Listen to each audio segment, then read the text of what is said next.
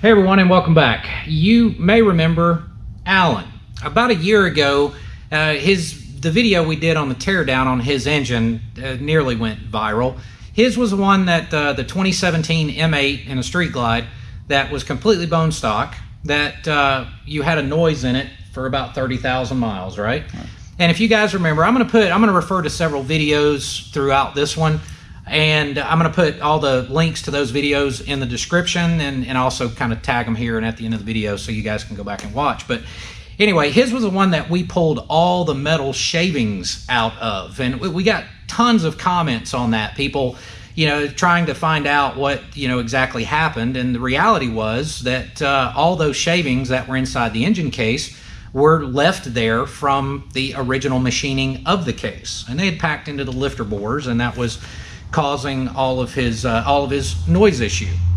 Then we did another video where I think we did two teardown videos, I believe it was. And then we were midstream of the process, and we had brought Alan in, and we did a short interview at the beginning of one of the videos. I'll put that one down here too, where he tells more of the story. I don't think there's a need for us to get into the story again, and maybe just watch that video there. But Alan has now had his bike for quite a while, and he's been able to put a bunch of miles on it. And I wanted Alan to tell you guys what he thinks about the bike, and I also wanted to tell you what we ended up doing to the bike, because your build was very, very unique.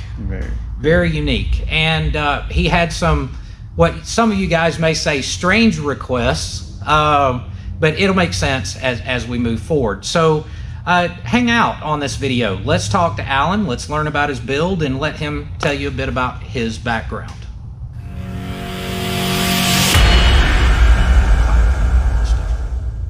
Okay, now I was really excited about being able to sit down with Alan, because you have a unique opportunity. You got to see behind the curtain. A lot of people don't get to see that. No, they don't. And you're semi-retired, so you were here every day for the process. Almost every day. Almost every day, right? So you got to see the teardown, you got to see the diagnosis, you got to see, you were in the phone calls with me battling with the warranty company. Yeah, I'm involved in that too, yes. Yeah, and involved in that.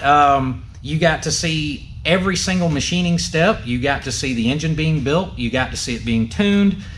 Not just your bike, but in that time you were here, you got to see what happens here, right? I did. So every customer, the parts issues, you got to see, back order situations, and you were here. You got to see everything for a lot of people's builds. And that's important because you have an interesting background. You're an educated consumer. You were a machinist. I used to as a younger age, I did machine work quite a bit, but nothing on the scale that you do. Well, I remember some of the stories you tell me, like you worked in one shop, I believe you were doing military engines, is that right? Did military. And we were talking about knurling pistons to take up clearances, right? Yeah, knurl pistons and knurl valve guides to take up slack for the valves. Just a lot of stuff that normal, everyday, good machine shops don't do. Right. It's that just keep it going mentality, right?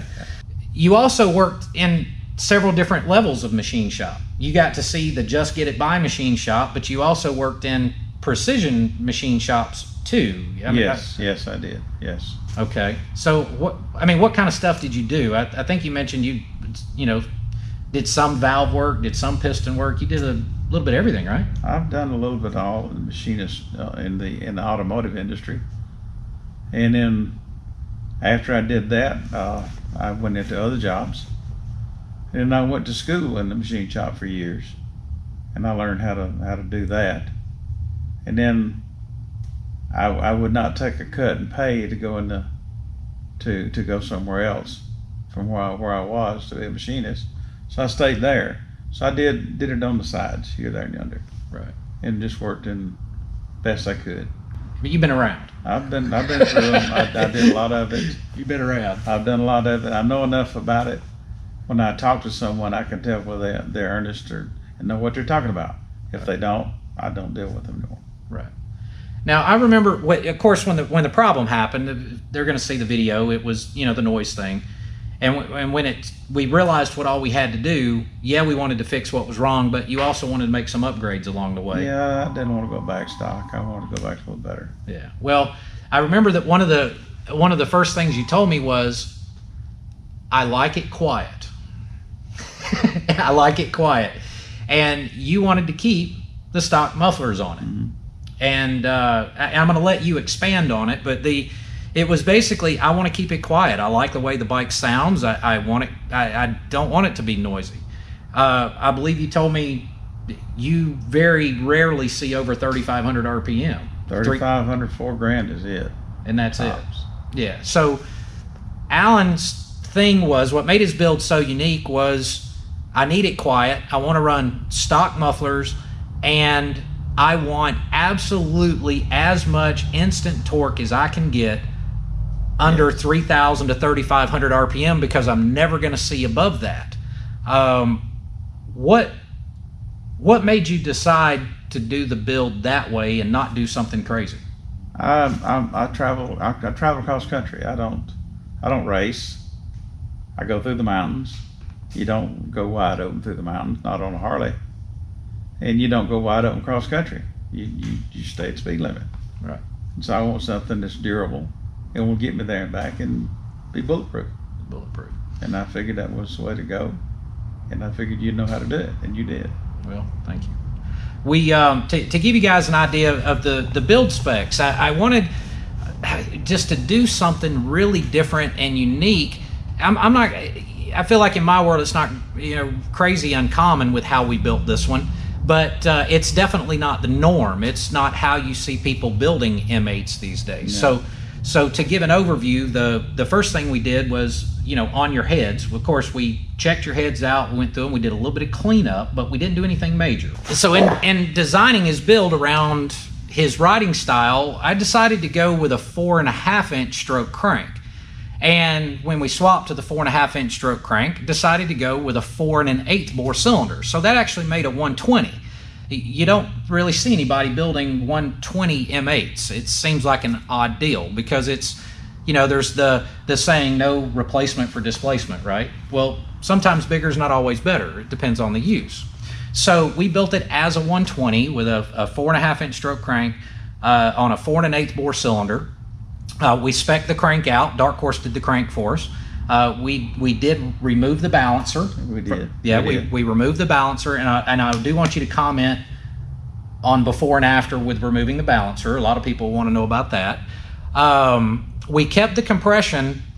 We got the compression at 10.8, and because I knew with the tuning that we could make that work for, you know, be a little conservative on the timing, be a little conservative on fuel mixtures, so he would be able to ride it anywhere with virtually anything over 90 octane fuel. We went with a S&S cam plate and oil pump. Mm-hmm. We went with a 465 gear drive cam. Mm-hmm. We kept your stock throttle body, but we did upsize the injectors. Injectors, yes. Yeah, and then we did put a Dark Horse motor sprocket in it, because I like it. Yeah, because I wanted that. Yeah. Yeah, you got a perfect crank out of that. And yes, we decatted the stock head pipe, and we put the stock muffler back on it.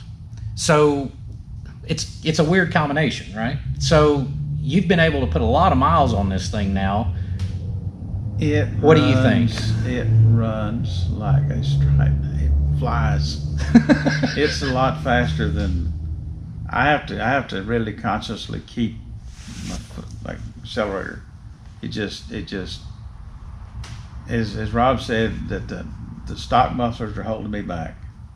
It's a good thing. I don't think I could stand it if it was any faster. Right. It is. Mr. Goes, remember talking about Dr. Bob? He didn't want to think he needed 6th gear anymore. Right. I don't need 6th gear below 60 miles an hour. I don't go in 6th gear below 60. I don't need it. It's 5th gear is fine. So it just. And another thing that I really enjoy about it is I'm getting pretty close to the exact mileage I was getting before. Fuel mileage. Mm-hmm. Yeah. Okay. I mean, regardless of how the engine's built, really, unless we're talking boosted applications and such, you should be getting 38 to 42 miles to a gallon. If you ride real conservative, you can get up to 45. Is that what you're finding? I'm getting pretty close to the same mileage, about 42 to 45. And engine runs cooler though. Yes, it does run cooler. Yeah, a lot cooler. The torque range that we were after, that's one of the big things when we're designing these engines, is to take that power range and put it specifically with where you ride. What do you think about that? How did we do with that? My first time riding it, I start off in first, hit second, and just like I normally do. Had my backrest not been on there, it would slid me out the back of the seat. That much. It hurt my back and threw me back hard. No kidding. And it was just normal. So I have to compensate for that. I don't do normal anymore. Don't do normal. Normal's a lot less than it used to be. So yours, we did remove the balancer. We did. Right. So I don't notice a lot of difference in it. It's a little bit shaky on idle, but not a lot. I mean, not enough that I could tell a big difference.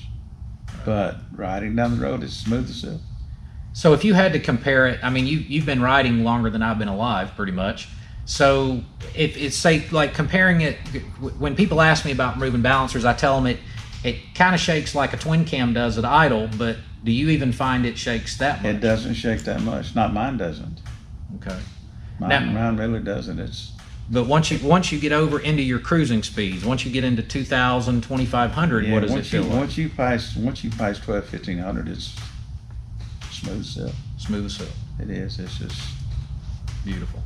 I can't complain one bit about the smoothness. I can't tell the difference. I run it it'll get up there on 90 now like nothing. I mean, it's idling at 90. Really? I mean, it's idling at 90. That's awesome. And at 90 miles an hour, give it a little tweak and it jumps and goes faster. Regardless of what gear you're in. It'll do 90 in fifth. It'll do 90 in F. I think it'd do 90 in fourth. I haven't tried that yet, but I'm pretty sure it would. Is there anything you would change about the build? No. No? I don't think I would. I like it. I like it like it is. It does more than what I anticipated to do. Really? A lot more. Now, with the other part of this was your past experience in machine shops, engine building shops and stuff like that. And then as long as you've been riding, again, you got to see the day-to-day operations around here with everybody's bike. Is there anything you'd like to say about what you've seen? And I mean, you're a hang-around man. You got to see what most people don't. I don't understand how you get done what you get done with all the pressure you're under. I just don't. Yeah. It's fun. The thing I like most about this business really is folks like yourself. They trust you with their hard-earned money, and you have a goal, you have a vision for what you want your bike to be, and just like we did for yours when you picked it up. That first ride, you get to leave and you get to come back, and then we get to see the smiles at the end. It makes all of that, worth it. But I'm even going to give you opportunity to critique our processes. How we conduct business, how we do the machine work, how the shop is run. Is there anything that you would change? You've been here. You've seen it. What are your thoughts? I think everything's the way it's set up and running now. I think it's perfect. I mean, you're potentially going to be talking to thousands of people here, right? Yeah. It's just thousands. It's a couple thousand. I know you don't. You tell me you don't like being on camera. What would you, to all these folks that may see this, is there anything else you would like to say to them as far as your build, the processes, how you would change things? I mean, we know we had the battle we had to have with the warranty company. They did pay some of it, but they didn't pay all of it. No. And but is what it is, right? Is there anything that you would like to tell everybody that's watching? Anything about your bike, the build, shop? If you have a Harley and you're looking for a bulletproof engine, it costs you some money, but in the long run, I think it's worth it. And I think Kevin is the one to do it. Yeah. Well, thanks, man. I appreciate it. Alan, thanks a million, pal. Appreciate you taking the time to have a chat. Guys, if you want to leave some comments or ask any questions to Alan, feel free to leave those in the comments below. I'll share them with him. He does follow the channel, of course, and I'm sure he'll probably jump in and maybe answer some of the questions as well. And I appreciate you guys coming along for the journey on this one. We have so many parts. You've been here to watch it, right? Yeah. We've got shelves lined up over here. Parts finally coming in. We're collecting parts. We finally got so many engines that are going back together now. We've got a few bikes over here that I've got to get tuned that are ready to go home. The weather, it's been raining all week here. So a lot of things are popping and happening, and I think there's going to be some happy people here very soon. Very soon. Very soon. Lots of happy people. Yeah. Well, guys, thanks a million for watching. Take care of yourselves and each other. Have a good one. You gonna go ride? Yeah. Let's go ride, man. I appreciate you, buddy.